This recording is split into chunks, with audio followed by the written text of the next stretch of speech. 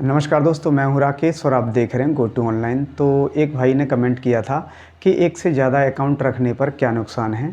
तो देखिए, एक से ज़्यादा अकाउंट रखने पर फ़ायदा तो कुछ नहीं है, उल्टा नुकसान ही है। अगर एक ही टाइप के आपके पास में एक से ज़्यादा अकाउंट हैं तो नुकसान ही होगा। हाँ, अगर आपके पास में जैसे एक सेविंग अकाउंट है तो या आप एक करंट अकाउंट खुलवा सकते हो, डीमैट अकाउंट खुलवा सकते हो। लेकिन 2 करंट अकाउंट या 2 सेविंग अकाउंट, उनसे आपको कोई फ़ायदा नहीं है। या फिर आप नया अकाउंट तब खुलवा सकते हो, जैसे मान के चलिए आपका अकाउंट किसी ग्रामीण बैंक में है और वो नॉन सीवीएस बैंक है और वह खाता जो है किसी यूपीआई में, जैसा कि फ़ोनपे, गूगल पे, पेटीएम में लिंक नहीं होता है, तो आप दूसरा अकाउंट खुलवा सकते हो।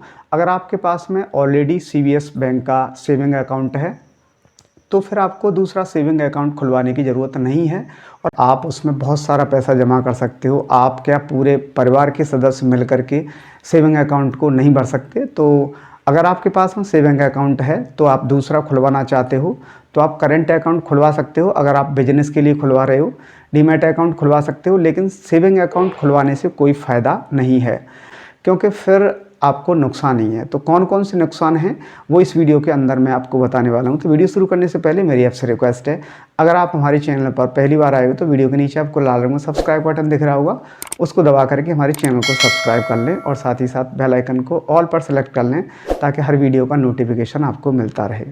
तो एक से ज़्यादा अकाउंट रखने का सबसे बड़ा नुकसान तो यही है कि आपको पता है कि हर बैंक अकाउंट में आपको कुछ मंथली एवरेज बैलेंस मेंटेन करके रखना होगा। जैसा कि आप मेट्रो सिटी में रहते हो तो आपको 5,000 रुपये रखने हैं। अगर आप ये मेंटेन नहीं कर पाते हो तो फिर बैंक आपसे कुछ चार्ज वसूलेगी। अगर आप अपने खाते को जीरो कर देते हो फिर भी ये चार्ज आपको लिया जाएगा, क्योंकि जब कभी भी आप उस अकाउंट में पैसा डालोगे तो ये चार्ज जो है कट जाएगा। तो सबसे बड़ा नुकसान तो यही है कि अगर आपके पास में 4 खाते हैं तो फिर चारों में आपको मंथली एवरेज बैलेंस मेंटेन करके रखना होगा।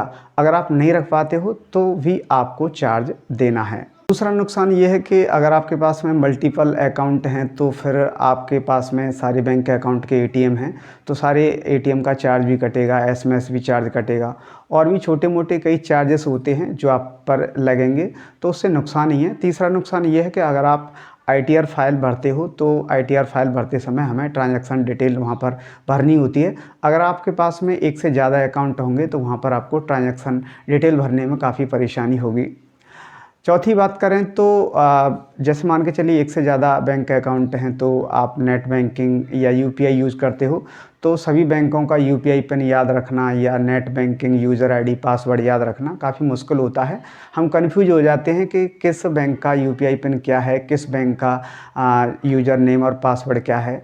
तो उससे भी नुकसान है, हम सभी बैंकों का पिन पासवर्ड याद नहीं रख पाते हैं।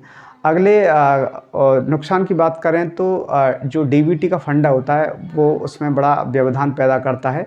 जैसे मान के चलो गवर्नमेंट की ओर से जो पैसा आता है वो डायरेक्ट बेनिफिट वाला जो पैसा है वो आधार बेस्ड पर आता है और हमारे 4 अकाउंट हैं तो हमें खुद नहीं पता रहती है कि हमारा जो आधार कार्ड है एनपीसीआई के तहत किस बैंक अकाउंट में लिंक है।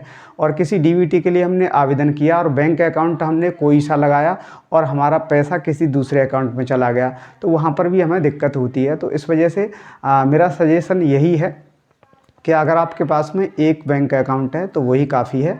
अगर आप दूसरा खुलवाना चाहते हो तो करंट खुलवा सकते हो, डीमैट खुलवा सकते हो अगर आपको ज़रूरत है तो, नहीं है तो कोई दिक्कत नहीं, एक अकाउंट काफ़ी है। तो ये थी छोटी सी जानकारी। पसंद आई तो वीडियो को लाइक करें, चैनल पर पहली बार आए हो तो सब्सक्राइब करके बेल आइकन को ऑल पर सेलेक्ट कर लें ताकि हर वीडियो का नोटिफिकेशन आपको मिलता रहे। फिर मिलता हूँ किसी नई वीडियो में, तब तक के लिए गुड बाय।